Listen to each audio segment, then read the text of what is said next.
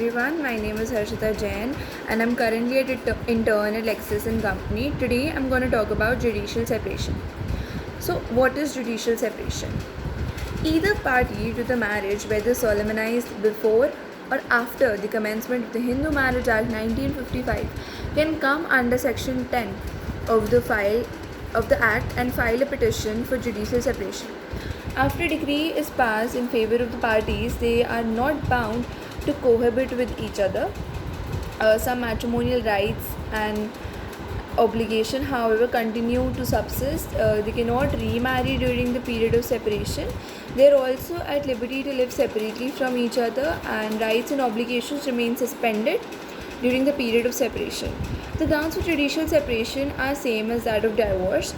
Under section 13 subclause 1, judicial separation may be sought to be on the following 10 grounds: adultery, cruelty, desertion, conversion, insanity, leprosy, venereal disease, or renounced the world, and ninth, has not been alive for 7 years or presumed dead. In addition to these grounds, there are some exclusive grounds reserved for the women. Like those are that of bigamy. Second is rape, sodomy, or bestiality.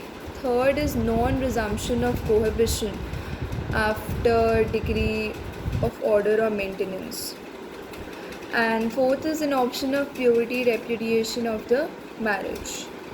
It is to be noted that, however, that if the parties do agree to resume cohabitation anytime after the passing of the decree of judicial separation, they can get the decree rescinded by applying to the court. The Act does not refer to any specific grounds on which a decree for judicial separation can be annulled or rescinded. Section 10, subclause 2, however, empowers the court to rescind the decree for judicial separation if it considers it just and reasonable to do so. However, courts have repeatedly warned that this power of rescission has to be exercised with great circumspection and not in a hurry, and only after satisfying themselves that it would be just and reasonable to allow such rescission.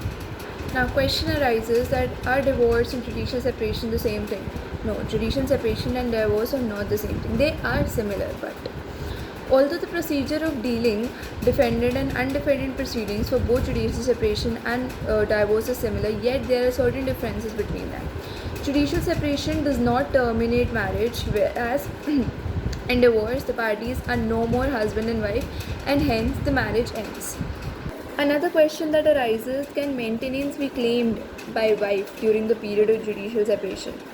In case of judicial separation, the court can also deal with the questions of maintenance of wife in custody of children and property. This was seen in the case of Sohan Lal versus Kamlesh. It was held that in the case of judicial separation, a wife is allowed to claim maintenance from husband in case she is not able to maintain it herself. Now, third question that arises: what to do in case after the judicial separation where the parties want to resume the cohabitation? Since a decree for judicial separation is a judgment in rem, if the parties want to resume cohabitation, it is necessary for them to get the order of judicial separation annulled by the court. Normally, the court rescinds the decree on presentation of the petition by consent of both the parties.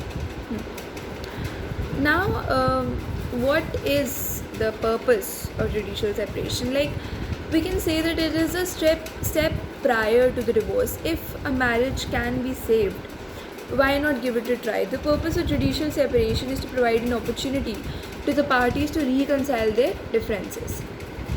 Hence, judicial separation is a process wherein the court provides a final turn to a couple seeking a divorce to try resolving their differences by living separately before the initiation of the divorce proceedings. This gives them time for introspection and resolving the matrimonial disputes and misunderstanding between the couple. And this whole judicial separation process is done with the hope that if a couple can resolve their marriage and if they can continue to live a happy life, why not give them a chance to do so?